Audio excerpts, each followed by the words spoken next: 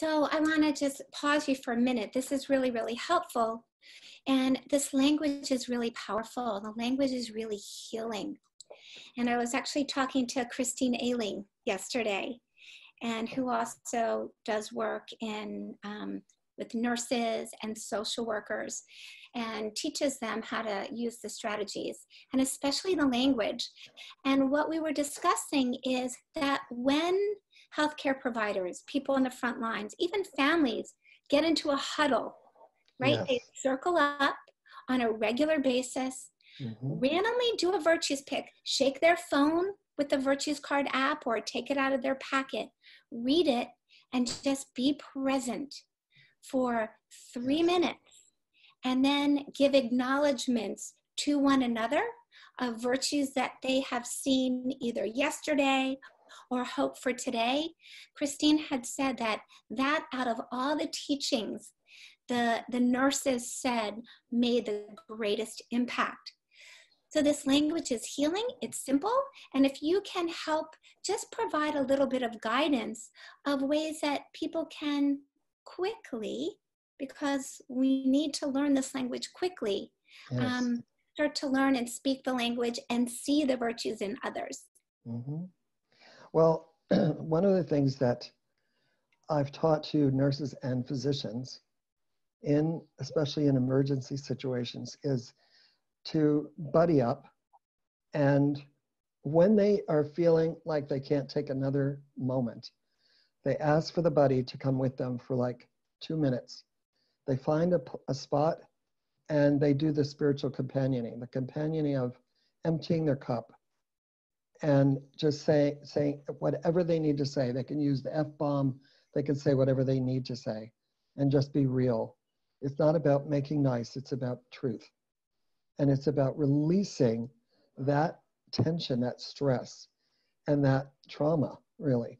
And so they would, if they took 1 minute, they would each empty their cup, or maybe just one would do it when the need was great.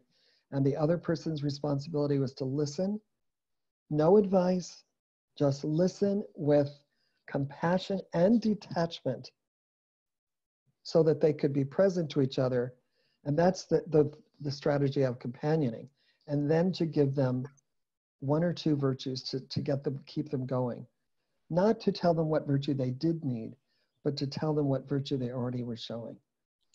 So that strategy of buddying up it's very quick, but they need to use skill. They need this language of virtues.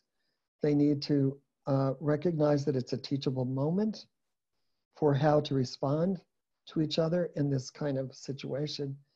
And they need clear boundaries around how much time are they going to spend, even if it's 30 seconds, 1 minute.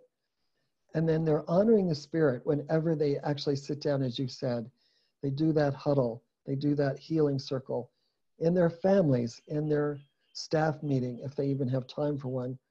And they do the virtues picks. And then finally, it's, so they're honoring the spirit and they're companioning, which is to listen, be completely present with sacred curiosity to what the person is saying. No need to rescue, no need to save them or change their feelings, simply to honor it and lean into the fear, lean into, the pain and release it. It's kind of like acupressure. You push on it and it releases. You let it be and you let it go. And the virtue acknowledgement, which is the language again, is the way the healing really takes place. Because you're replacing those feelings with an awareness of who you really are. You are, I see your kindness, I see your compassion. So really, it's a powerful tool, very simple and very powerful. Yeah, beautiful. Oh, thank you. That was so helpful.